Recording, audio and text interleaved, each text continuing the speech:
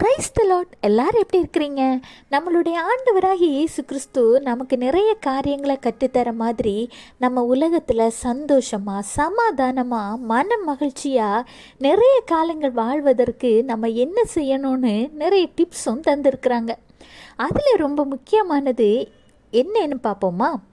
Exodus chapter 20 verse 12. Honor your father and your mother so that you may live long in the land the Lord your God is giving you. யாத்திராகமம் 20:12. உன் தேவனாகிய கர்த்தர் உனக்கு கொடுக்கிற தேசத்திலே உன் நாட்கள் நீடித்திருப்பதற்கு உன் தகப்பனையும் உன் தாயையும் கனம் பண்ணுவாயாக. இந்த வசனம் கேட்ட உடனே சில பேருக்கு கோபத்தை கொடுக்கும், சில பேருக்கு சந்தோஷத்தை கொடுக்கும். ஏன்னா இந்த வசனத்தை அவங்க புரிந்து கொண்ட விதம் தவறாக இருக்கலாம். அது மட்டும் இல்லை, அவங்க வாழ்க்கையில் சில காரியங்களை ஃபேஸ் பண்ணியிருப்பாங்க. அது கூட அவங்க இப்படி நினைக்க காரணமாக இருக்கலாம். எது எப்படி இருந்தாலும் சரிங்க, நம்ம ஆண்டவருடைய பிள்ளைகளாக இருக்கிறோம். நம்ம ஆண்டவருடைய வார்த்தைக்கு கண்டிப்பாக கீழ்ப்படியணும். தாயும் தகப்பனும் இந்த உலகத்தில் நம்ம பிறப்பதற்கு முக்கிய காரணமாக இருந்தவங்க. ஆண்டவருக்குள்ளே நம்ம வேரூன்றி நிற்பதற்கு உதவியாக இருந்தவங்க. சில பேருக்கு இது இப்படி இல்லாமல் எதிர்மாறாக கூட இருந்திருக்கலாம். ஆனால் எந்த சூழ்நிலை எப்படி இருந்தாலும் சரிங்க, நீங்கள் இப்போது இயேசுவின் இரத்தத்தால் கழுவப்பட்ட பிள்ளைங்க. உங்கள் தாய் தகப்பன் மீது குற்றம் இருந்தாலும் குறை இருந்தாலும் எது இருந்தாலும் சரி, அவங்கள நீங்கள் மதிக்கணும், அவங்களுக்கு நீங்கள் ரெஸ்பெக்ட் கொடுக்கணும். உங்களால் முடிந்த உதவியை அவங்களுக்கு நீங்கள் செய்யணும். சில குடும்பங்களில் திருமணத்திற்கு பிறகு சூழ்நிலையின் காரணமாக பேரண்ட்ஸும் பிள்ளைங்களும் பிரிந்திருப்பாங்க. ஆனால் அந்த பிரிவு கூட ஆண்டவர் சித்தத்தின்படியான உங்கள் நன்மைக்கு ஏதுவான பிரிவுகளாக இருந்தால் தவறில்லை. அப்போ கூட உங்களுடைய உதவி அவங்களுக்கு எப்போ தேவையோ அந்த நேரத்தில் ஆண்டவர் சித்தத்தின்படி நீங்கள் அவங்களுக்கு உதவி செய்யதாங்க செய்யணும். ஒருவேளை உங்களுடைய சுயமான பிரிவாக நீங்களே எடுத்த பிரிவாக இது இருந்தால் பிற்காலத்தில் கண்டிப்பாக அது உங்களுடைய வாழ்க்கையை பாதிக்கும்.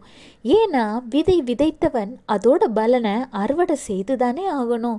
இன்றைக்கு நீங்கள் உங்கள் தாய் தந்தையர் செய்த கெடுதல்களை மறந்து நல்ல மனதோட உங்கள் தாய் தந்தையருக்கு நன்மை செய்தீங்கன்னா பிற்காலத்தில் உங்கள் குழந்தைகளின் வழியாக ஆண்டவர் அதற்கான ஆசீர்வாதத்தை உங்களுக்கு தரதாங்க செய்வார். உங்கள் வாழ்க்கையில் உங்கள் குடும்பத்தை குறித்து என்ன முடிவெடுத்தாலும் சரிங்க, முதல் உரிமையை ஆண்டவருக்கு கொடுத்து அவரிடம் போய் விசாரிங்க.